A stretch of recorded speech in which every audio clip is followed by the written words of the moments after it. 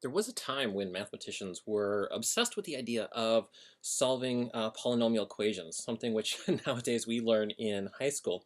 But they ran into problems with certain types of equations. So for example, this equation right here, what is the solution to this?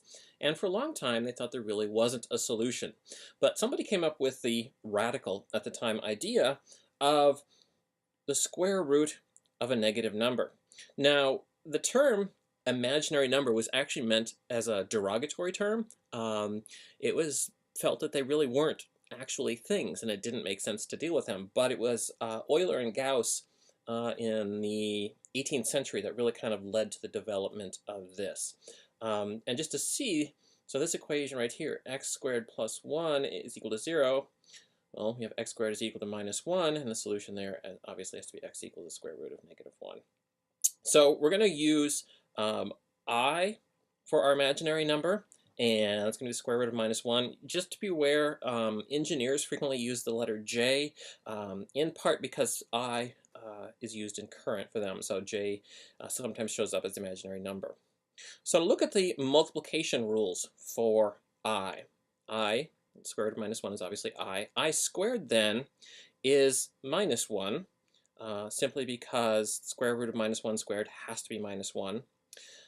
I cubed is minus I, and then I to the fourth brings us right back to 1, and the cycle repeats. I to the fifth is equal to I to the sixth is minus 1, and it just keeps on cycling. And this is kind of interesting because it actually hints at what's behind imaginary numbers, and it has to do with rotations. So multiplying by I is in essence a rotation of 90 degrees.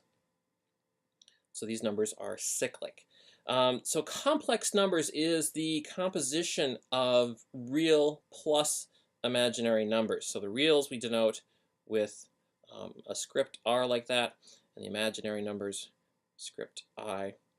So if we choose two components A and B that are elements of the real numbers, then we can write a complex number in this form here. So Z is A, this is the real component, and then IB, this is my imaginary component. And frequently we will write that as the real part of Z is A, and the imaginary part of Z is B.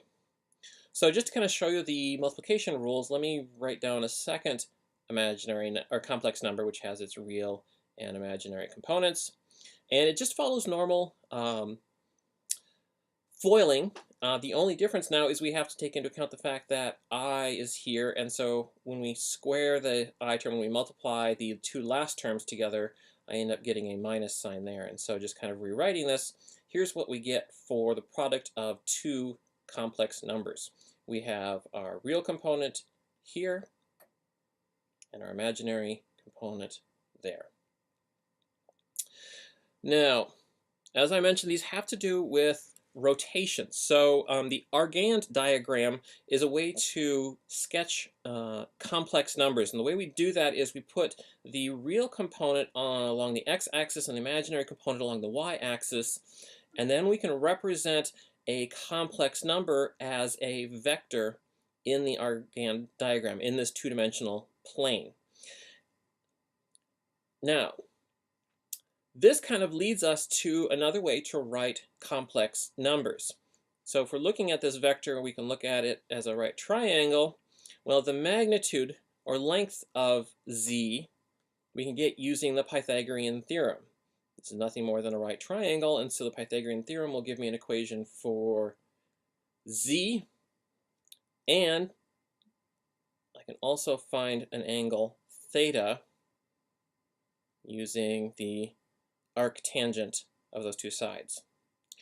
So what this means then is that I can go ahead and rewrite my imaginary number in this form. Remember before we had written this as a plus ib. Now I've written it in terms of a magnitude and an angle. So essentially what we need to do to specify a complex number is two pieces of information. And there's several different ways to write it. And here our two pieces of information are the components. Here the two pieces of information are the magnitude and the angle.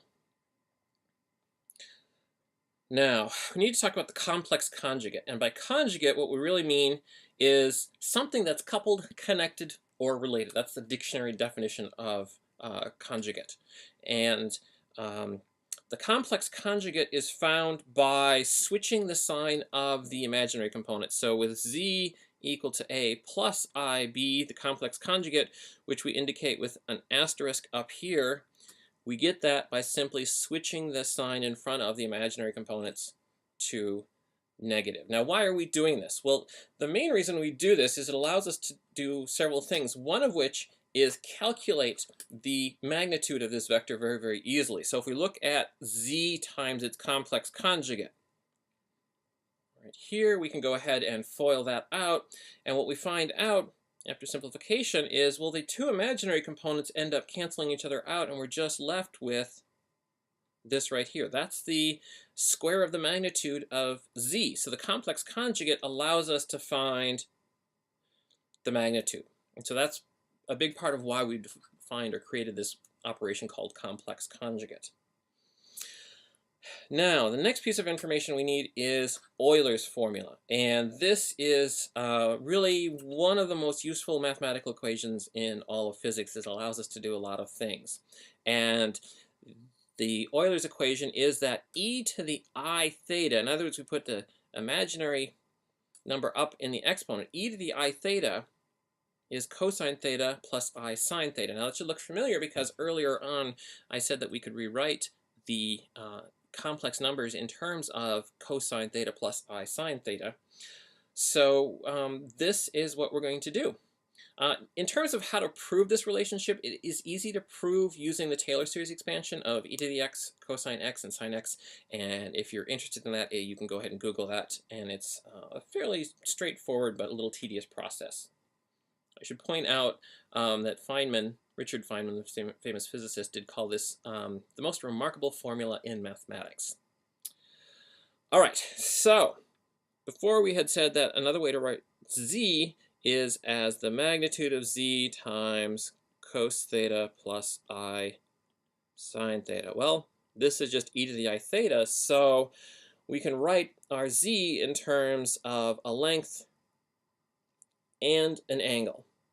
And we have a way that we can go about calculating r, which is nothing more than the length of z, and theta, the angle. Just notice that when calculating the angle, it's essentially the imaginary component of z divided by the real component, and then take the inverse tangent of that. All right, so how this is going to help us is we can just do all of our calculations in terms of e to the I theta, because working with exponents is actually fairly easy. It's much easier than dealing with the trig functions. So what we can do is specify one of two ways. Either we could say that y, our wave, is the real part of this term right here, which is nothing more than a cos kx minus omega t. Or if we want to use the sine, we can specify that y is the imaginary component of this, a sine kx minus omega t. And so this is what we're going to do going forward, is use this to represent our wave functions.